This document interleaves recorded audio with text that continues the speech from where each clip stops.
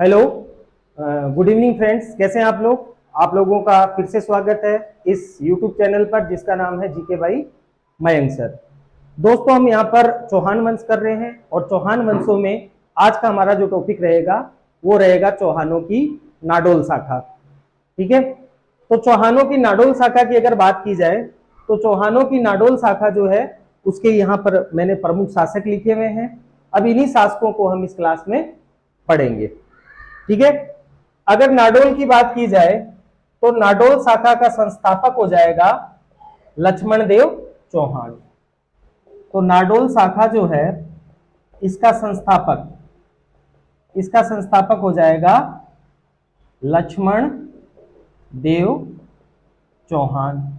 ठीक है, अगर नाडोल की बात की जाए कि नाडोल कहां पड़ता है तो नाडोल पड़ता है वर्तमान पाली जिले में।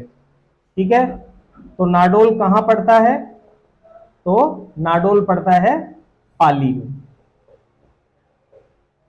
ठीक है, अगर इन नाडोल शाखा के जो चौहान है उनकी कुल देवी की बात की जाए तो इनकी भी वही कुल देवी है जो शाकंभरी वालों की है, यानी कि मां आशापुरा।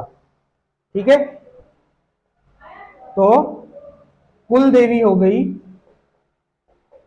मां आशापुरा। ठीक है, ये इनकी कुल देवी हो गई। तो ये दो तीन बेसिक सी बातें हैं जो आपको ध्यान में रखनी है। अब हम बात करेंगे इस वंश के जो प्रमुख शासक है, उन प्रमुख शासकों की बात करते हैं। तो इस वंश में जो पहला शासक आया है वो है लक्ष्मण देव चौहान। ठीक है, तो लक्ष्मण देव चौहान की बात की जाए तो इसको नाडोल शाखा का संस्थापक माना गया है।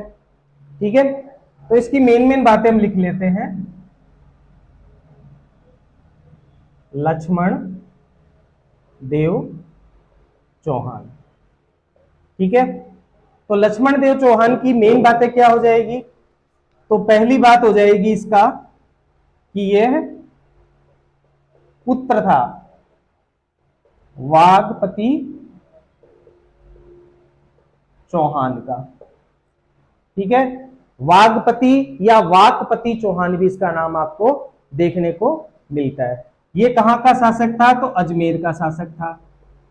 ठीक है, तो लक्ष्मण देव चौहान वागपति या वाकपति चौहान का पुत्र था। पहली बात हो गई। दूसरी बात हो जाएगी 990 ईस्वी में चावड़ा राजपूतों को हराया। चावड़ा राजपूतों को हराया और नाडोल शाखा की स्थापना की।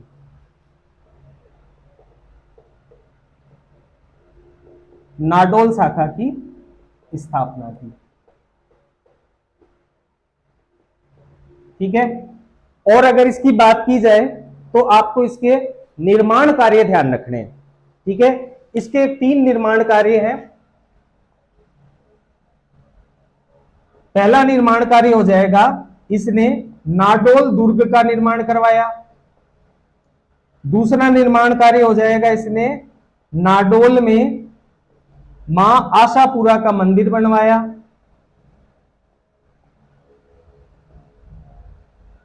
ठीक है, और तीसरा इसका निर्माण कार्य हो जाएगा कि इसने एक आयड़ा नामक तालाब का निर्माण करवाया। और जो ये आयड़ा तालाब का निर्माण है ये अपने पुत्र की स्मृति में करवाया। ठीक है,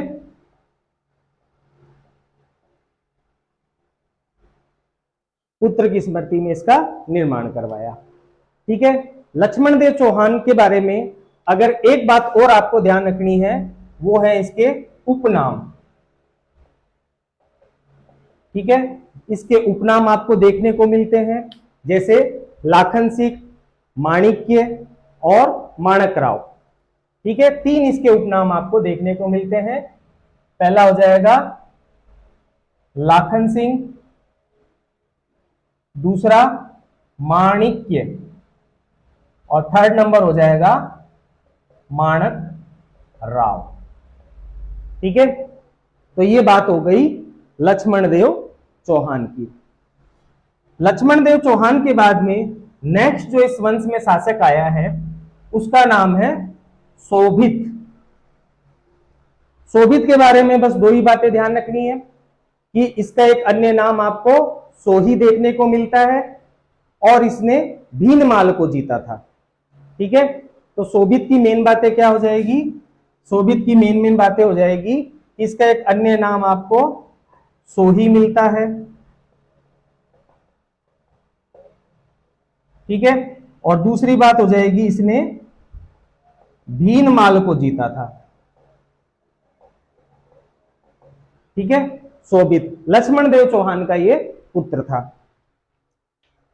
इसके बाद में नेक्स्ट जो शासक आता है इस वंश में उसका नाम है बलराज। बलराज के बारे में आपको बस इतना ही ध्यान रखना है कि इसने मालवा के परमार शासक मुंज को पराजित किया। परमार शासक मुंज को पराजित किया।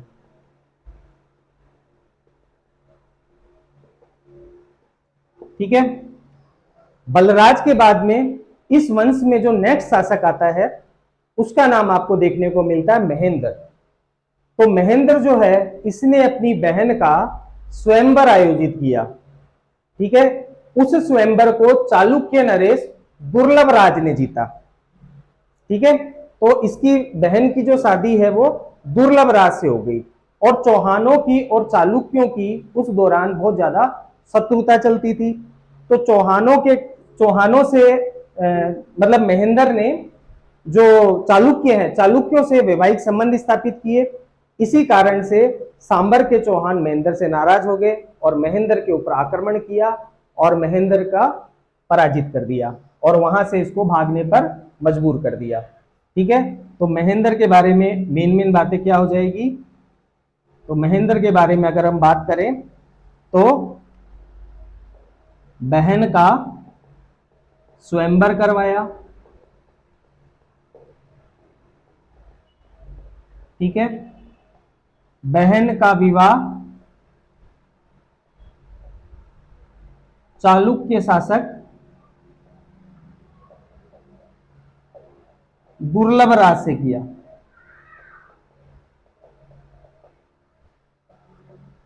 ठीक है, अब दुर्लभ राज से शादी करी तो सांबर के जो चौहान थे वो नाराज हो गए कि भाई चालुक्यों में वैवाहिक रिश्ता क्यों किया। ठीक है, तो सांबर के चौहान शासक ने नाराज होकर नाडोल पर आक्रमण कर दिया।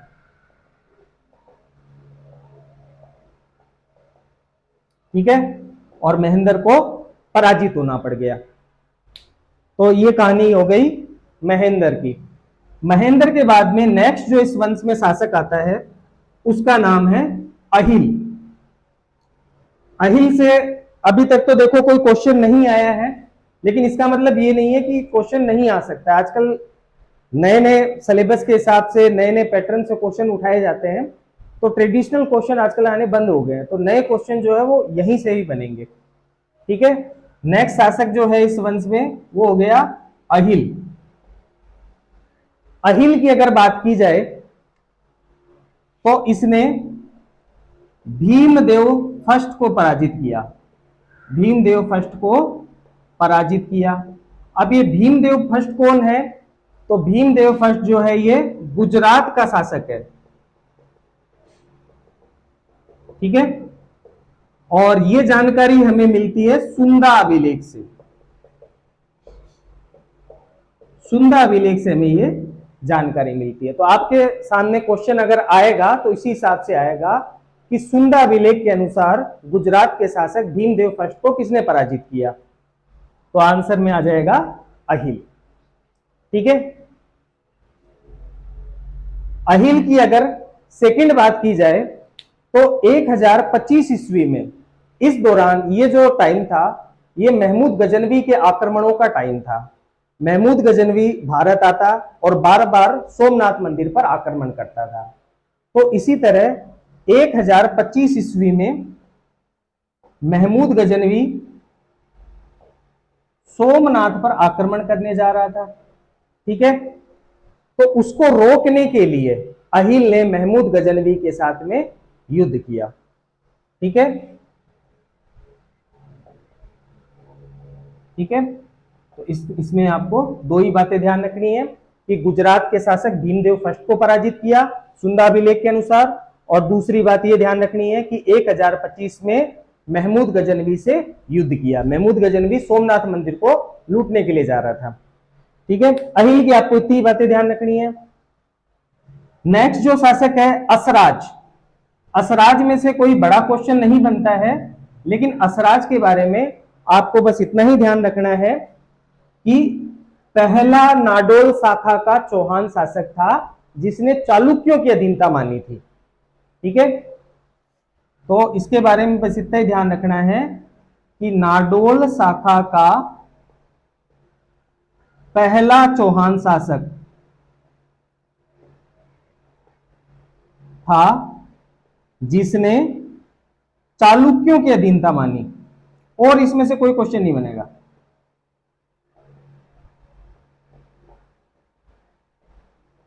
ठीक है, असराज के बाद में अगर बात की जाए तो इस वंश में नेक्स्ट शासक आता है अल्हण। ठीक है, अल्हण के बारे में भी तीन चार बातें आपको ध्यान में रखनी है। देखो, अल्हण के शासनकाल में 1148 में चालुक्यों ने आक्रमण किया नाडोल के ऊपर और नाडोल को जीत लिया।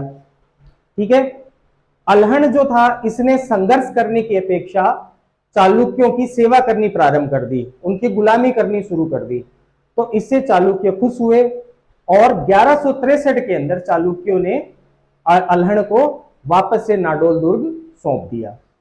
ठीक है, तो 1148 में चालुक्यों ने नाडोल पर अधिकार किया। ठीक है, अल्हण ने चालुक्यों की सेवा की, चालुक्य खुश हो गए, तो चालुक्यों ने प्रसन्न होकर 1163 में नाडोल दुर्ग पुनः लौटा दिया।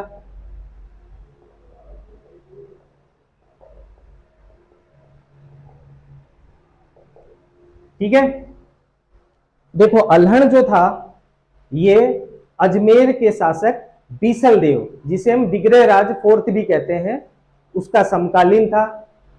तो बीसल देव जो था वो इससे नाराज चल रहा था, तो बीसल देव ने नाडोल के ऊपर आक्रमण किया और अल्हण को पराजित करके मार डाला। तो आपको एक बात अल्हण की यह भी ध्यान रखनी है कि विग्रह राज चतुर्थ, इसको बीसल देव भी कहते हैं, विग्रह राज चतुर्थ ने नाडोल पर आक्रमण किया तथा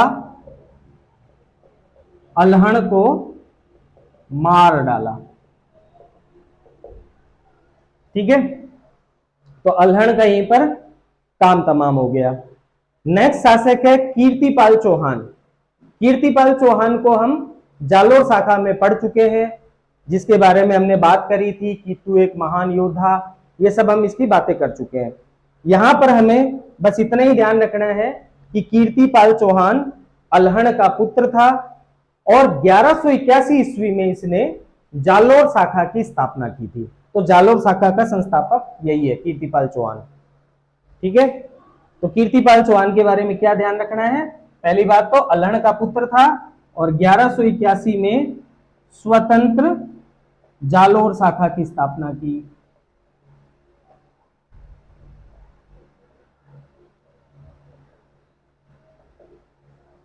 ठीक है, नेक्स्ट इस वंश में अंतिम शासक आता है कल्हण। ठीक है, कल्हण के बारे में आपको यही ध्यान रखना है कि नाडोल शाखा का अंतिम शासक था। ठीक है, जालोर का एक शासक हुआ जिसका नाम था उदय सिंह। उदय सिंह सोनगरा। उदय सिंह सोनगरा जो है वो कल्हण पे आक्रमण करता है, कल्हण को पराजित करता है और नाडोल को जालोर में मिला लेता है। ठीक है, तो इसी तरह से नाडोल शाखा का अंत हो जाता है। ठीक है, तो इसके बारे में आपको, कल्हण के बारे में आपको दो ही बातें ध्यान रखनी है। पहली बात कि नाडोल शाखा का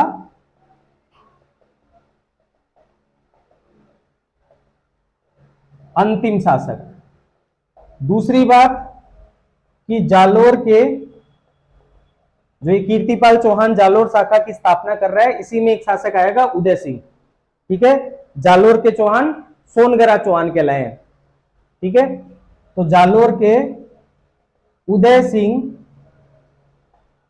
सोनगरा ने 1205 में कल्हण पर यानी नाडोल पर आक्रमण किया और नाडोल को जालोर में मिला लिया। नाडोल को जालोर में मिला लिया। ठीक है, तो इसी के साथ में नाडोलों की चौहान शाखा समाप्त होती है। तो आपको बस यही ध्यान रखना है कि संस्थापक कौन है, लक्ष्मण देव चौहान। अंतिम शासक कौन है, कल्हण। थोड़ा सा कीर्तिपाल चौहान को देख लेना, असराज का ध्यान रख लेना। ठीक है, और अहिल में से क्वेश्चन बन सकता है, बाकी सब बलराज, महेंद्र, इनमें से क्वेश्चन बनना मुश्किल है फिलहाल। ठीक है, तो इसी के साथ में हमारे जो चौहान शाखाएं हैं वो पूरी हो गई है। नेक्स्ट क्लास में हम गुहिल वंश को लेंगे। अगर आपको वीडियो पसंद आया तो वीडियो को ज़्यादा से ज़्यादा लाइक कीजिए, ज़्यादा से ज़्यादा सब्सक्राइब कीजिए और ज़्यादा से ज़्यादा शेयर कीजिए, ज़्यादा से ज़्यादा पढ़ाई कीजिए और अपने कर्तव्य पथ पर यूं ही बढ़ते रहिए। Okay, bye bye.